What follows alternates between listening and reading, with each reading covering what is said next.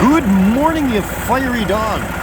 Yeah, those lights, they give you a real nice aura. I really like it. Yeah. Hey, man, how's it going today? You happy? Okay.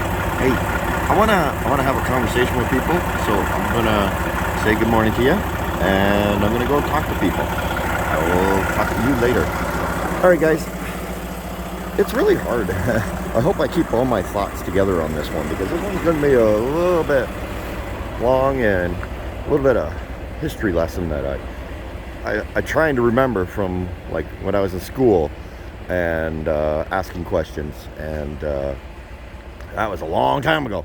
So bear with me here, but I think you'll get the gist of it if you hear everything I have to say.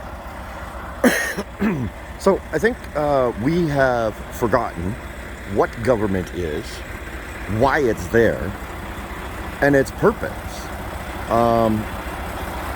Let's go back in history. Back in the Roman times, I'm going to stay away from the engine because that's really loud. Back in the Roman times, as the Roman Empire began expanding, they realized that, it's too much to handle for one person to rule over all this. So they developed a senate, if you will, because different areas had different priorities, and the Caesar of the time couldn't, manage all these different requirements, all these different needs for all these different civilizations that they were enveloping in the Roman Empire. So they developed the Senate, and they made up the Senate of all the elites and noblemen of all the different regions, so that they could have their perspectives stated, and then Caesar can make the best decisions for the Roman civilization as it was. Then we fast forward to us today, and we have what's called the Westminster style of government, and we get that from England. And England, now I'm not sure if they have a Senate anymore, but just hear me out on this one. Anyway, so like I said, there's a lot of information that's a little fuzzy in my brain. It's also morning, and as you can see, there's no coffee around here. I'm in the middle of nowhere.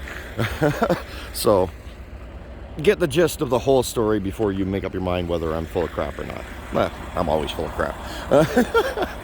Anyway, so back in England, way back in the day, oh God, I know who this was and I can't remember now. But anyway, so England set up a system where the king ruled the land, but there were so many revolts and such that was happening that the king had to relinquish some of his control in order to... Is this really going to happen? Are you going to back into that trailer? Oh, isn't that deceptive? Anyway, the king decided that he couldn't... he was losing control of the lands because people were revolting and nobles were revolting because he wouldn't listen to nobody.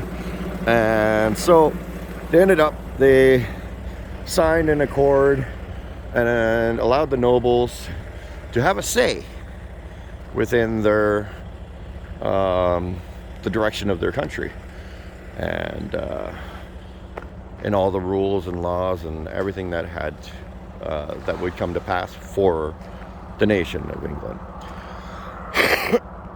But that wasn't good enough, you see, because as time went on, some of those nobles weren't exactly the most noble towards its people, and they started taxing their people more and more, and they ended up pissing off the people. So the people rose up, and they decided that they would revolt on all these nobles. Well, the king got fed up with this.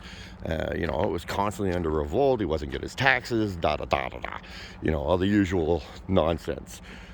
So they developed, the citizens developed another system of government where they had a say in how they were ruled.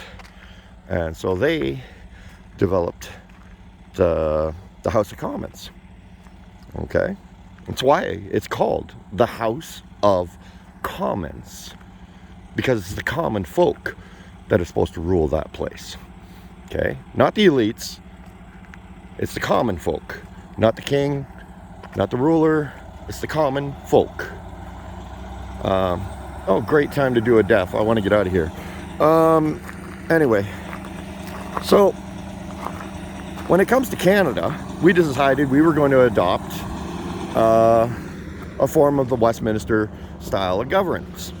Okay? And we named our house, which, if you really think about it for a little while, when was the last time you heard any government official or any news organization call it the House of Commons? They call it the House, but they never call it the House of Commons anymore. Okay? Because it actually is supposed to be for the common people. It is supposed to be of the common people, for the common people, ruled by the common people. Okay? Now, where I'm going with this is we have a Senate, and that Senate is supposed to be our